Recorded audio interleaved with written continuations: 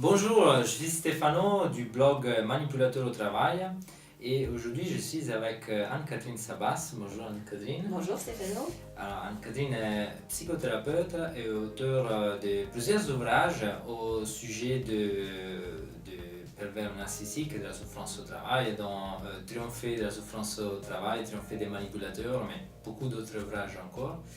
Et effectivement aujourd'hui on va voir un peu comment on va essayer d'apporter des éléments pour aider les gens qui peut-être aujourd'hui se trouvent dans une situation de stress qui pourrait être due à la présence, à l'action d'un pervers narcissique.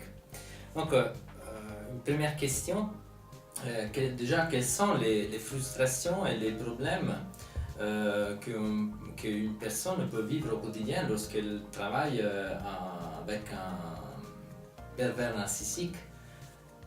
Alors, les frustrations en fait sont les résultats, les conséquences de la façon dont la personne va se comporter.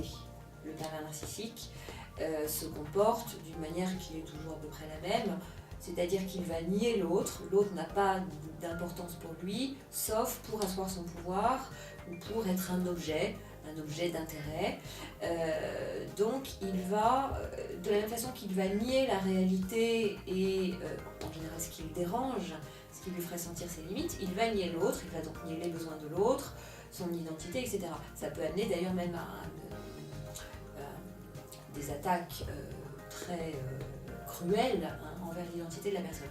Alors quand on est confronté à quelqu'un comme ça, on se sent évidemment agressé, on se sent évidemment pas reconnu, on se sent nié, avec en plus une tendance à plonger dans la confusion, parce que le manipulateur va modifier la réalité.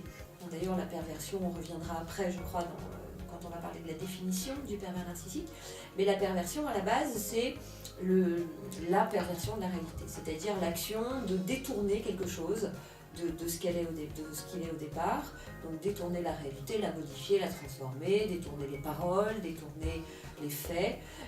Donc quand on est confronté à quelqu'un comme ça, on est en pleine confusion et beaucoup de victimes se demandent à un moment donné, est-ce que c'est moi qui suis folle, est-ce que il y a quelque chose que j'ai pas compris. Qu'est-ce que tout cela peut engendrer pour la victime à long terme? S'ils n'ont fait rien, quelles sont les conséquences? Ça peut être désastreux. Certains ont dit qu'on ne pouvait pas gagner ou vaincre, entre guillemets, un pervers narcissique, on pouvait juste essayer de perdre le moins possible. Et que globalement, on ne peut pas s'en sortir indemne. Pourquoi ? Parce que, à moins d'avoir déjà eu affaire à ce genre de personnage et donc d'être en quelque sorte vacciné et très vigilant et avoir des instincts qui sont devenus extrêmement forts, on se rend compte qu'on est manipulé après qu'on l'ait été, et souvent longtemps après, parce que c'est complètement surréaliste en fait. On ne peut pas imaginer que quelqu'un soit sadique ou veuille vraiment nous faire du mal ou veuille nous détruire.